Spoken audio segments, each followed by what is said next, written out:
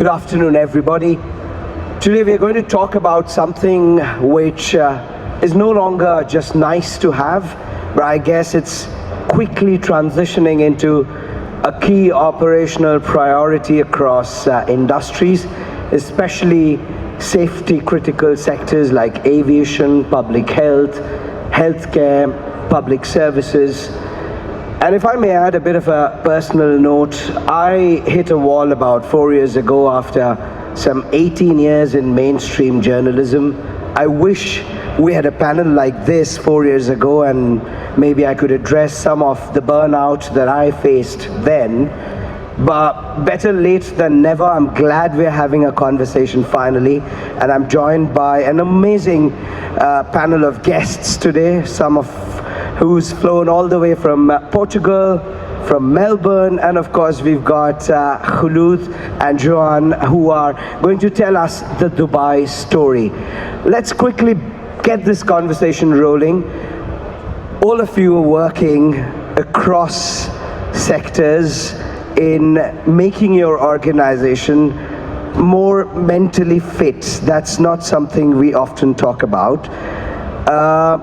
Let's start with Khulood.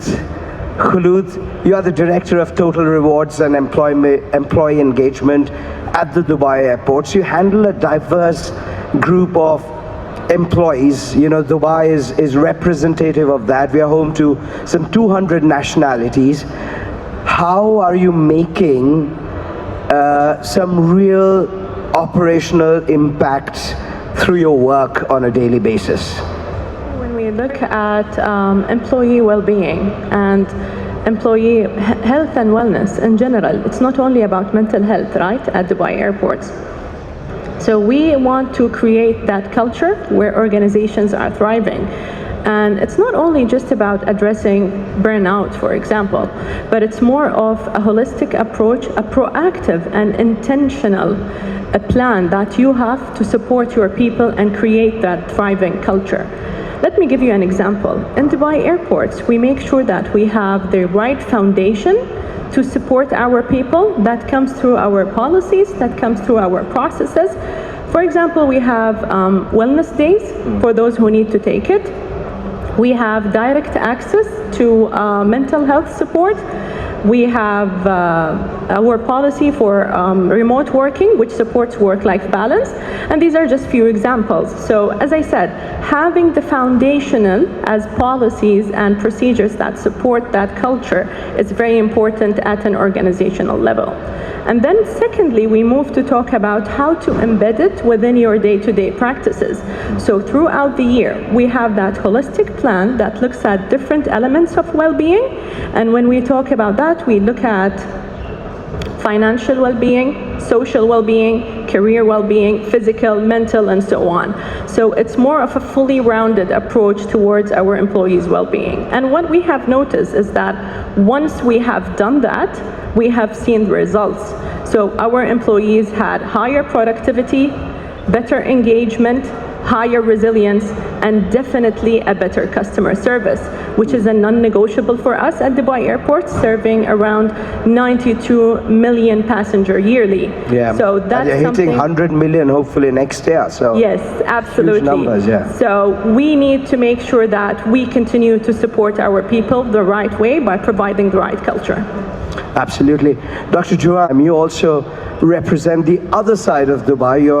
You're from the Dubai Healthcare Authority, the DHA. Public health is also a very important facet of how Dubai operates at a global level. What real changes are you seeing? Hello everyone, it's so nice to be here with you today. Thank you so much, AB, for this question. From a public health lens, we look at human behavior as the product of a system design, right? So we don't blame people for having obesity or diabetes or hypertension. We look actually at the environment that shape the behavior and the choices of these people. In other words, do they have access to healthy food? Do they have work-life balance? Can they exercise? What's their exposure level to stress, right? And same thing applies for well-being in the workplace as well. Because it's not a question of one individual resilience. It is actually an institutional determinant of organizational mindset and culture and leadership norm and policies, right?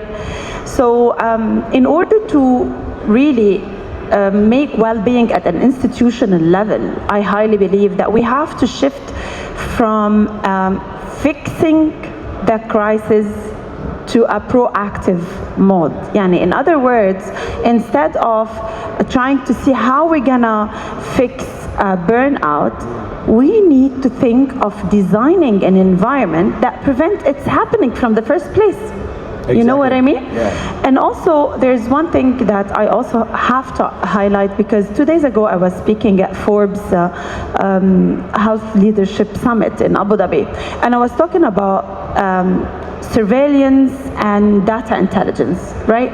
See how we in public health, we monitor the trends, we check on the outbreaks, we check on the level of vaccination, right? And we detect early signs so we can prevent the crisis before it emerges. I believe same concept should be applied when it comes to well-being at the organizational level.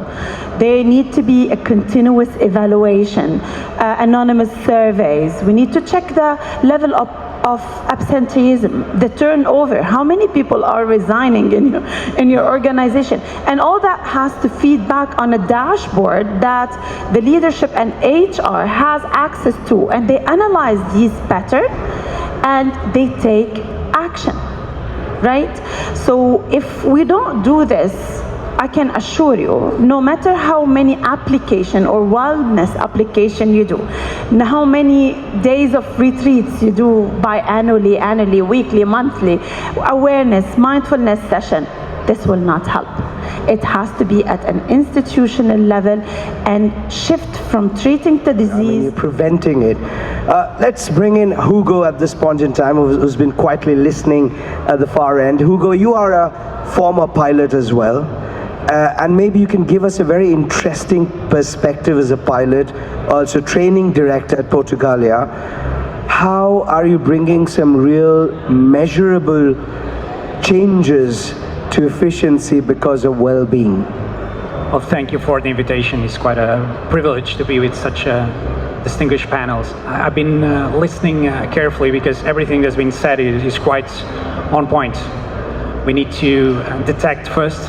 We need to prevent instead of treating, because it's much easier to prevent. And I'm sure that everyone here prefers to spend some money preventing an accident than rather take care of a company and the families of those who are lost in an accident because prevention didn't happen.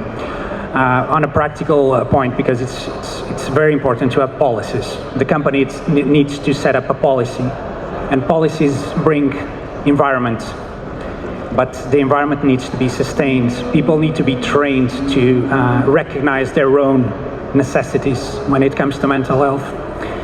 And for that's where training comes into place. We need to spend time and invest, because it's not an expense, it's an investment. We need to invest on training people to recognize, first of all, their own signs of mental fatigue, of mental health, to give them the tools for them to know what can they incorporate in their own private life, what they eat there has an impact on the mental health, the way they do exercise, the time that they do the exercise, the sleep, everything comes into place. But you need to let people know, they need to learn about this. Let me just share a very important program that we implemented in Portugal Airlines. We recognized that pilots, when they were away from work for quite a long time, they became very stressed on the returning to flight. So we implemented a program called People's Resilience Program that sets as a mandatory meeting with the training responsible. The person designing the training for that pilot needs to meet with that pilot before deploying the training. And the first thing that we ask the pilots is, what stresses you the most on your return to the flight duties again? So we create a safe environment where the pilot has the opportunity to say, you know what, the standard training says that I need to go back to the simulator, that I need to do this flight and that. But I also feel that I could do some observation flights, or I would like the opportunity to talk with the maintenance department because I have some doubts about this or that. So we create a safe space for the pilots to say, well, I need more training in this specific area or that specific area, because one size doesn't fit all. And the law, the regulations are very strict to say if you're away from flight more than X amount of months, then you need to have this training. And it's very easy for a company to say, well, EASA or FAA is very clear on this. If you're away from flight, then you have this program. But that doesn't fit all. Some people have different difficulties, and the fact that when they return to service, they know that they're going to have a space to talk about their stress, what makes them unease on the return, has shown very promising results amongst our flying team.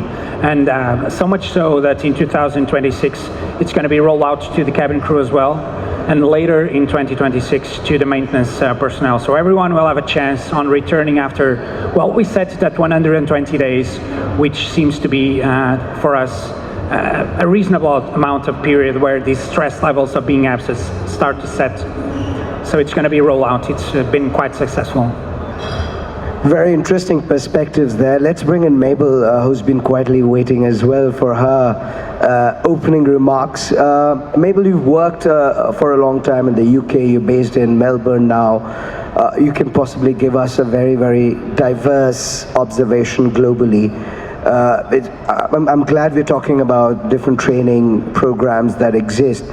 What sort of blind spots that are still there that you worry about when it comes to mental health in organizations? Thank you for that. Thank you, everyone, for this talk. We talk about blind spots. Having worked in the UK, then I moved to Melbourne, Australia, and I'm also now in the Middle East. I'm coming with the lens of the mental health clinician, mental health expert. And what we're seeing in the high pressure industries is what my organization focuses on. It's mental health still remains an abstract for these industries. It's something that's really challenging for them to operationalize. So whilst well-being and mental health seem to be a buzzword, now how do we roll that out into the day-to-day running of organization, into aviation in specific? And I think that's the major gap. I think since COVID, the awareness is there, awareness is high. Individuals, companies, organizations are aware that, you know, we need to be taking care of ourselves. But now the leaders are at the stage where, so how do we do that practically? And I think that's where our company comes in now with the mental health lens that, you know what, it's not so much as a well-being pillar on its own. It has to be implemented into the operation of the organization. What are you doing day to day? What are you doing month by month, you know, throughout the year? It's not about October when it's the Mental Health Awareness Day. It's actually understanding and measuring. We're really big on measuring. How do you know whatever you're doing is working for the people? Yeah. And we often identify a gap, right? And the rest of the organizations, like, they don't know what programs are there, what access they have to services. So it's really having the mindset that let's ask the people, what do you want? And what can we implement? And when we've implemented something, is it working? So we spoke about the continuous evaluation of whatever we've already in place. So we need data. We need to be understanding at an organizational level. Do leaders know how to start these conversations? Mental health is a huge stigma, and that's just not by organization, that's the world. There's a stigma that comes with mental health. As long as I'm mentally labeled, I'm fit for work, I'm unfit for work now, or I'm not the next person for promotion because I'm considered unfit for work. But that's not necessary. There's a spectrum, right? Obviously, there's safety that we need to consider. So there's a spectrum at the end that this person is probably unfit for work, so maybe they should not be taking certain roles. But before that, there's a lot that can be done before that, early dictation. So are the leaders able to support themselves, right, and support the team in identifying early onset of signs? So we talked about health prevention, right? What are we doing? Are we having these conversations? Hugo mentioned, eating right, sleeping right. What's the sleep pattern? We know the workload of aviation, right? The remote working, the long hours. How are we supporting people's recovery? If they're recovering in a hotel, that's not full recovery versus when they're at home in their own bed. So how we data is really important to be measuring the organizational level, the conversations, understanding what do we have in place to actually measure everything that we've put in place so that again we can evolve. Because if you can't measure something, then you can't improve anything. Absolutely. And I'm amazed that you mentioned leadership, the role that they play. In fact, let's bring Khulood back in the conversation. You've spoken about a culture at Dubai airports, and you're already building you're working towards a future which a lot of us may not really know what it may look like at this point in time. And one of the key pillars is mental health. I was just looking at an old report, 2025 report. Almost 80% of UAE's workforce do not have access to help when it comes to mental health. I'm sure Dubai airports is drastically different. Tell us, how much do the leaders, what sort of role do the leaders play, and how important is their role in it? Absolutely, Abby. So just to echo a few points that my fellow panelists here have mentioned that we already apply in Dubai Airport. So we do always apply those listening strategies. We make sure that it's not a one-size-fits-all product, right? So through different surveys, we capture our employees' feedback to see basically what are the things that they want, what kind of support they would like to have more. And then while we are taking a holistic approach, we do dial a bit more on that specific area where it came up as a concern or feedback from our people. A second thing that I would like to highlight is the role of leadership, as you correctly mentioned. We have an open door policy. People can come, they can share their feedback anytime. And going back to the social learning that Hugo mentioned, is that we already create those safe spaces for people where they can come, they can talk about their challenges, not only within Dubai airports, but we have a program that we call 1DXB, which extends to the entire airport community. And that's basically where we bring working groups together. They can talk about their challenges, address them in a respectful manner, and agree on a way forward. That creates a continuous learning for the entire community, yet in a very safe space where they can, share their ideas and practice. And I think that's something that have worked very well for us. We have more and more members joining that community on a daily basis, and we're very proud to provide that for our people. I'm sure. Joanne, do you want to add a bit towards that, the role that leadership plays at DHA? Ade, I always say that no matter how competent and brilliant and huge achiever a leader can be, or a person can be, he might not be able to manage people well. So I always recommend organization to choose carefully their leaders, or at least train efficiently and measure the outcome of the training, because awareness campaign, we all know that very few of them, or very rarely, it can change a human behavior unless there is an accountability, and unless we shift from well-being being a governance issue, not just an HR activity, right? Or a slogan that is hanged on the door or on the wall of an organization, right? So choosing and training the right leaders actually to be emotionally intelligent, to have the skills of, or to be trained for trauma-informed communication, to actually accept that people working under them having different opinion and have respectful disagreement. All these indicators and the leader behavior, I believe it is the strongest indicator whether well-being and psychological safety will thrive or collapse in an institution. Absolutely. In fact, I was going to also ask you about the lessons you get. You are in a space which is very different to aviation, public health. What's the systematic approach that others must learn from someone like you in public health? Abe, we at DHA, we have a whole mental health strategy and a huge budget that has been dedicated for mental health. We run awareness campaigns to every possible population and subpopulation that might be at high risk of mental distress.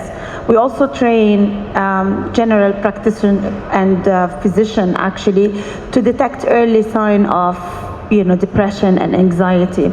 We also put a regulation, SOP, and we have we are creating ambassadors actually in governmental entities that are trained for mental health first aid. And we have done so many workshops for mental health first aid for first responders. What I truly believe that mental health and well-being, it is a social responsibility, and there is no sector can carry this alone. From public to private to community, all of us can do something about it, and we are a very important player in actually creating this ecosystem of psychological safety and embracing the culture of well-being to become not just an initiative, but encrypted in the DNA of every process. Yeah, like you rightly said, it has to be a holistic change, a cultural mind shift, let's call it that. Hugo, you've already spoken about some of the trainings that you've included as part of the curriculum, let's call it that, the employees go through. Why did you do that? At the core, I'm sure you must have realized the amount of loss. World Health Organization says globally there are 22 billion work days that are lost due to burnout. Almost $1 trillion in economy that takes a hit. I'm sure you realized all of that when you planned this. Of course, and the industry knows this. This is data that the industry knows well. How much does it cost when people don't come to work? Yeah. But how much would it cost for those people to come to work not being well? So that's a cost that we have to support. How do you balance that? People have to come to work, but they're burnt out. How do you address that? How do you make sure the operation continues? Create the policies, the environments, and have the leadership that diminishes the stress that is present. I mean, a lot of professions, if you ask everybody, they will say my profession is the most stressful of all. My pilots aren't different from that. They always say, well, I have a super, many others do. But the fact is, as well said, mental health is a collective responsibility. We need to be more aware of the things we say to one another. We need to be more aware that despite you having a difficult profession or a high responsibility, it is okay for you not to feel well that day, to stay home. So I'm not happy for those people who stay home when they are not feeling well mentally, but I'm happy that they still work in a company that allows them to do that. Because I'm much more concerned about those that come to work stressed and the impact that would have. The fact that it is a collective responsibility means that collectively we have to do a lot about that. Sensitive training is important. I come from a society that is Latin, So there's still the macho figure, especially in aviation. You know, I used to joke that the airplane has such a big door. If only one person comes at a time, why is it so big? It's because the pilot needs to go in with his ego. Yeah. And we need to work with that. We need to be aware of the people we are working with, and we need to accommodate some of their special needs. And we need to work around that. So it's very important that organizations set programs, as well said. We have the peer support program, where a pilot can just pick up the phone and call to another pilot, who's someone that will understand their needs. The dialogue is inter-pair, so it's important. But most important, I have to agree with this, is the leadership of the company. They need to say, well, I'm okay staying home today. I'm the CEO and I'm not feeling well enough to go to work. I'm not feeling well enough to lead this company, and that doesn't make me any less than those who are feeling well this day. We need to normalize mental stress. We need to normalize fatigue, and we need to analyze it, see what's the root cause, and work on the root cause, not on the individuals. Otherwise, we're just running after the rabbit, and we'll never catch it. We need to normalize mental health. I'm okay not going to work if I have a cold. I should be okay not going to work if I'm feeling extremely fatigued or I'm feeling blue that day. And that shouldn't be frowned upon by my colleagues as well. I think you've said it. We need to normalize mental fatigue, and I think that's my key takeaway. We're unfortunately running out of time. We've just got about 3 minutes. So Mabel, in a closing remark, is the normalization happening? If yes, what's your take on that? How do you see it? I think it's starting to happen. I mean, look at before in aviation, we wouldn't be having this conversation. So I think it's starting to happen, and I'm really excited about even throughout the expo, throughout this 5 days, the conversations I've had with operational leaders, with CEOs, is they wanted to do more for their people. Yes, there's the compliance issue, but for me, it's more about you wanting to do more for your people, that care for your people. I think it's there, and so it's not that we're in that place now. What's the next level? And I think the next level now is actually to put into place everything we spoke about today, you know, to having the data, to be measuring, to be putting these things in place, to check with the people, are things working, and to actually offer the next step in terms of stigma is still a big issue for me. Pilots can get grounded, but I was having a conversation with the US Army yesterday, and they said, you know what, that has to be removed. There has to be a place where safety, they can take medication and be monitored and still fly. Safety has been monitored, but normalizing, right, that this is the way life is. We're in a stressful world.